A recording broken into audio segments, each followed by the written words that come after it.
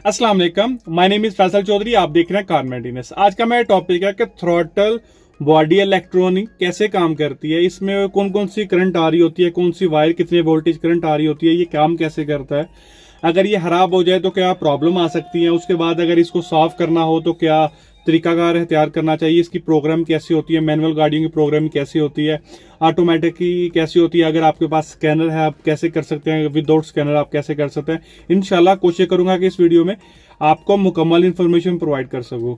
सबसे पहले जो दोस्त अब आपने चैनल को सब्सक्राइब नहीं किया वो प्लीज चैनल को सब्सक्राइब कर ले और बेल आइकन को प्लीज प्रेस कर लीजिएगा ताकि नई आने वाली नोटिफिकेशन आपको जल्द से जल्द मिलती रहे।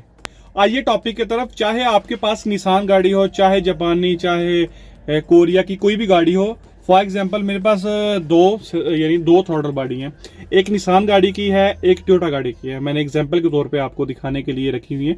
इसमें दोनों की बनावट तकरीबन आप देख सकते हैं सेम ही है, ठीक है। इसमें हटा के वायर्स भी आप देख लें, यानी इसमें 6 वायर्स हैं, इसके अंदर 6 वायर्स हैं, तकरीबन सेम है। अब इसको एक तो साइड पे रख देते हैं, आपको बताते हैं ये बनावट। ये सबसे पहले हम बनावट पे बात करते हैं। ये पीछे प्लास्टिक होता है, इसके अंदर 2 सेंसर होते हैं। इसमें 2 सेंसर काम करते हैं। चाहे यानी थ्रॉटल पैडल होता है, जो अंदर एक्सीलेटर पैडल होता है, उसमें भी 2 सेंसर काम करते हैं। जब उस पर वीडियो बनाऊंगा तो प्रॉपर उसमें आपको बता सकूंगा, ठीक है।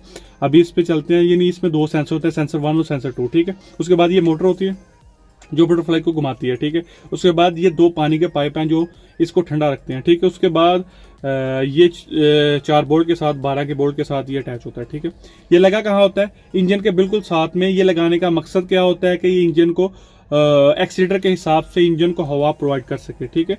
जो हवा के फिल्टर से गुजरती हुई इसके अंदर से गुजरती है इंजन के अंदर, ये बटरफ्लाई ऐसे घूमती है, ठीक। एक सेकंड में आपको दिखा सकूं, ये देखिए ऐसे घूमती है, ठीक है। ये हो गया काम, ठीक है। उसके बाद हम देखते हैं इसमें 6 वायर्स किस चीज की आ रही हैं। इसमें क्या आता है? इसमें 2 वायर्स आती हैं, 2 वायर्स आती हैं। तकरीबन 6 वायर्स में 2 वायर्स आती हैं जो मोटर की, ये वाली मोटर की होती हैं। जो यानी एक चीज आपको सबसे पहले बता दो, जो 6 वायर्स हैं, 6 वायर्स हैं, वो सारी की सारी ईसीयू से आ रही होती है। कोई फ्यूज बक्स से नहीं आ रही, कोई फ्यूज से नहीं आ रही, बिल्कुल ये 6 वायर्स आ रही होती हैं ईसीयू के अंदर से। ईसीयू के अंदर से 2 वायर सबसे पहले आती हैं जो मोटर की होती हैं। ये मोटर की होती हैं जो बटरफ्लाई को मैनेज करती हैं, खोलना बंद करना उस हिसाब से मैनेज करती हैं। उसके बाद बाकी रहेगी 2 वायर, बाकी रहेगी 4 वायर। उसमें 2 वायर होती हैं जो सेंसर के हिसाब से, जो सेंसर होता है, जो सेंसर 1 और सेंसर 2 थ्रॉटल बॉडी का होता है, वो सिग्नल वापस बैक भेजता है ईसीयू को कि इस हिसाब से बटरफ्लाई काम कर रही है, उस हिसाब से सिग्नल प्रोवाइड करता है ईसीयू को। ये होगी 4 वायर्स। उसके बाद एक वायर आ गई नेगेटिव की, जो इसमें एक नेगेटिव आता है जो ईसीयू से आ रहा होता है। उसके बाद बाकी रह गई एक वायर आती है पॉजिटिव की, जो फिर ईसीयू से आ रही है, जिसमें करंट आ रही होती है 5 वोल्ट। जो एक ही वायर आ रही होती है जो दोनों में प्रॉपर थ्रॉटल बॉडी के अंदर दोनों सेंसर्स में काम करती है। उसके बाद अर्थ भी एक आ रही होती है, वो भी पूरे थ्रॉटल बॉडी में एक ही काम करती है, किसी सेंसर में अलग वायर्स नहीं आती। यानी इस थ्रॉटल बॉडी में एक ही वायर आती है जो पॉजिटिव की 5 वोल्ट वो पूरे को काम करती है, और अर्थ की भी यानी नेगेटिव की भी एक आ रही होती है। उसके बाद आपको बता दिया फिर 6 वायर्स, मैं दोबारा आपको रिपीट कर देता हूँ। 2 वायर्स आ रही होती हैं उसकी नेगेटिव और पॉजिटिव मोटर की, जो बटरफ्लाई को काम करने में मदद करती हैं। उसके बाद जो 2 बटरफ्लाई की होगी, उसके बाद 2 होगी सिग्नल्स की, 2 सेंसर की सिग्नल की होगी, 4 होगी। उसके बाद एक आ गई माइनस की, नेगेटिव की, वो भी ईसीयू से आ रही होती है। और उसके बाद पॉजिटिव की, वो भी ईसीयू से आ रही होती है 5 वोल्ट, ठीक है। उसके बाद ये हो गया बनावट का काम। अगर ये खराब हो तो क्या होता है? सबसे पहले इसका जो मेन काम, मतलब मेन जो प्रॉब्लम्स नजर आती हैं, अगर ये गंदा हो तो सबसे पहले एक्सीलेटर प्रॉपर नहीं काम करती, ये मिसिंग करती है गाड़ी, एक्सीलेटर नहीं लेती, एसी ऑन करो तो गाड़ी बंद हो जाती है। उस हिसाब से ये एक नंबर पे प्रॉब्लम करती है। उसके बाद दूसरी नंबर पे अगर ये खराब हो तो मोटर काम ना करे तो एक्सीलेटर के हिसाब से आरपीएम बढ़ेंगे नहीं, हवा इंजन के अंदर जाएगी नहीं, उस हिसाब से इंजन पूरी तरह मतलब हवा कम जाएगी, तेल ज्यादा आएगी, स्मोक पैदा करेगी, गाड़ी मिसिंग करेगी, उस हिसाब से ये काम होता है। उसके बाद दूसरी चीज आ गई कि इसको हम करंट को कैसे चेक कर सकते हैं। प्लीज इसको मल्टीमीटर के साथ आप वायर्स को चेक कर सकते हैं।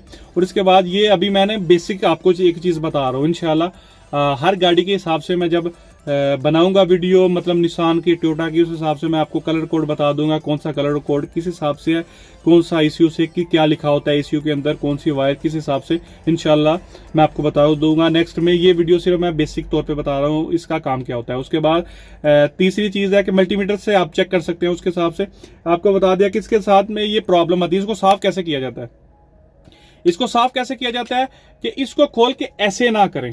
यानी मेरे हिसाब से अगर आपके पास वो है स्कैनर है अगर आपके पास, तो फिर तो आप ऐसे करके मतलब इसको साफ खोल के ऐसे साफ कर सकते हैं, ठीक है। उसके बाद आप इसको प्रोग्राम कर लेंगे, ठीक है। वरना अगर आपको इसको थोड़ा सा भी टच करके थोड़ा हिलाएंगे तो ये गाड़ी आरपीएम कभी ऊपर करेगा, कभी नीचे करेगा, कभी ऊपर करेगा, कभी नीचे करेगा, उस हिसाब से ये काम करेगा। फिर आपको प्रॉब्लम हो सकती है। अगर आपके पास स्कैनर नहीं है तो आप किसी अच्छी बहा स्प्रे से लेकर, स्प्रे अरबी में बहा बोला जाता है, पाकिस्तान में स्प्रे बोला जाता है, जो कार्बोरेटर स्प्रे होता है, उसके बाद थ्रोटल स्प्रे आता है, यानी अलग अलग किस्म के नाम आते हैं। उसको ऐसे साफ कर ले, साफ हो जाती है। उसके बाद इसको कुछ ना करें, ठीक है। अगर आपके पास स्कैनर है तो फिर आप इसको कुछ भी कर सकते हैं। उसके बाद आप इसको प्रोग्राम कर सकते हैं, ठीक है। ये हो गया, मैंने आपको बता दिया कि ये कैसे साफ हो सकता है, इसमें क्या प्रॉब्लम आ सकती है। उसके बाद इसको कैसे पता चल सकता है कि यार ये जो कि मतलब ये खराब है। आप ईसीयू स्कैनर के साथ आप इसको चेक कर सकते हैं कि अगर इसका एक सेंसर नहीं काम कर रहा होगा तो गाड़ी प्रॉपर तरीके से काम नहीं करेगी, यानी कंप्यूटर को प्रॉपर सिग्नल नहीं दे सकेगी। इसको चेक करने का बेस्ट और आसान तरीका यही है कि स्कैनर के साथ आप इसको चेक कर सकते हैं। मैनुअल तौर पर आप इसको चेक नहीं कर सकते, ठीक है। अंदाजे के तौर पर आप लगा के चेक कर सकते हैं, लेकिन फायदा नहीं होता, क्योंकि अक्सर औकात थ्रॉटल पैडल का और थ्रॉटल बॉडी का सेम ही प्रॉब्लम आती है। अगर थ्रॉटल पैडल का भी आपको मतलब सेम मतलब अगर गाड़ी जैसे जो प्रॉब्लम कर रही होती है थ्रॉटल पैडल की वजह से भी वही प्रॉब्लम करती है, और थ्रॉटल बॉडी की वजह से भी प्रॉब्लम करती है। आपको सबसे बेस्ट ये तरीका है कि आप उसको स्कैनर के साथ चेक करें। और सबसे ज्यादा जो मुझे मैसेज आते हैं, अभी उस टॉपिक पे हम चलते हैं कि क्या हम उसको विदाउट स्कैनर प्रोग्राम कर सकते हैं कि नहीं कर सकते। निशान गाड़ी में आप नहीं कर सकते। निशान गाड़ी में आपको प्रोग्राम करना ही पड़ेगा, यानी आपको थ्रॉटल बॉडी का प्रोग्राम करना ही पड़ेगा, क्योंकि कुछ लोग साफ कर देते हैं मुनज़्ज़म को, इसको थ्रॉटल बॉडी को साफ कर देते हैं, फिर प्रोग्राम नहीं होता। आपको निशान गाड़ी में थ्रॉटल बॉडी का प्रोग्राम करना ही पड़ेगा, अमेरिकी गाड़ी में भी करना पड़ेगा। अब रहेगी बात टोयोटा की। टोयोटा गाड़ी में अगर आपकी मतलब थ्रॉटल बॉडी का प्रॉब्लम आ गया, प्रोग्रामिंग के प्रॉब्लम आ गया, तो आप इसको कम से कम 1 से 1.5 किलोमीटर इसको चलाएं, या यानी उतना टाइम, यानी आधा घंटा आप स्टार्ट रखें गाड़ी को, तो उस हिसाब से ये अपने आप को यानी रीसेट कर देगी थ्रॉटल बॉडी को।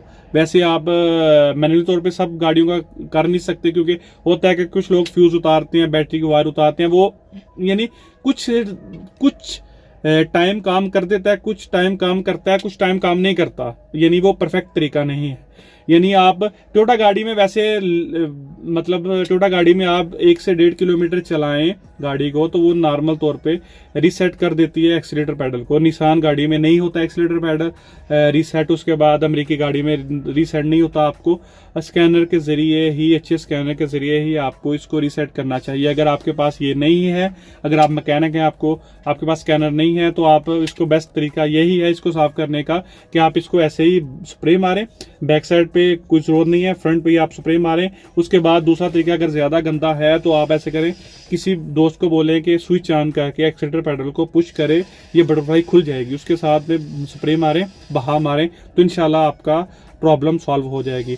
आई होप आपको समझ आ गई होगी कि थ्रॉटल बॉडी कैसे काम करता है, ये कैसे काम, मतलब इसकी प्रोग्रामिंग क्या होती है। प्रोग्राम आपको एक चीज बता दूं, प्रोग्रामिंग का मसला ये होता है कि ये जैसे इसको मैनेज किया होता है ये सेंसर और मोटर की मदद से और ईसीयू की मदद से, कि एक्सीलेटर पैडल प्रॉपर करंट नहीं दे रहा होता है। एक्सीलेटर पैडल करंट देता है ईसीयू को, ठीक है। ईसीयू नॉर्मल से इसको सिग्नल देता है, सिग्नल के हिसाब से इसको प्रोग्रामिंग की होती है कि उस हिसाब से वो मैनेज करता रहे। अगर आप इसको हिला देते हैं तो वो प्रोग्रामिंग उल्ट हो जाती है, फिर कंप्यूटर थोड़ा सा परेशान हो जाता है, पागल समझ ले हो जाता है। इसलिए वो कभी एक्सीलेटर को बढ़ाता है, कभी कम करता है, कभी बढ़ाता है, कभी कम करता है। इस हिसाब से आपको प्रोग्रामिंग करनी पड़ती है। प्रोग्रामिंग से ये होता है कि जैसे वो होता है बटरफ्लाई, वो वैसे की वैसे वापस आ जाती है। और कंप्यूटर को सही सिग्नल देता है। अगर आपको ये वीडियो अच्छी लगी है तो प्लीज लाइक कीजिए और दोस्तों के साथ शेयर कीजिए। और इंशाल्लाह नेक्स्ट मैं गाड़ी के हिसाब से वीडियो बनाऊंगा, उसमें आपको बता दूंगा कौन सा कलर कोड कहाँ जा रहा होता है, किस कलर कोड की वायर कहाँ से आ रही है, थ्रॉटल बॉडी में किस कलर कोड की क्या वायर है, जिसमें यानी उस हिसाब से आपको मैनेज करूंगा। दुआओं में याद रखिएगा, वीडियो को लाइक कीजिए, शेयर कीजिए। अल्लाह हाफिज। अल्लाह ने के बाद रमजान है, आखिरी अशरा चल रहा है, तो आप दुआओं में मुझे याद रखिएगा।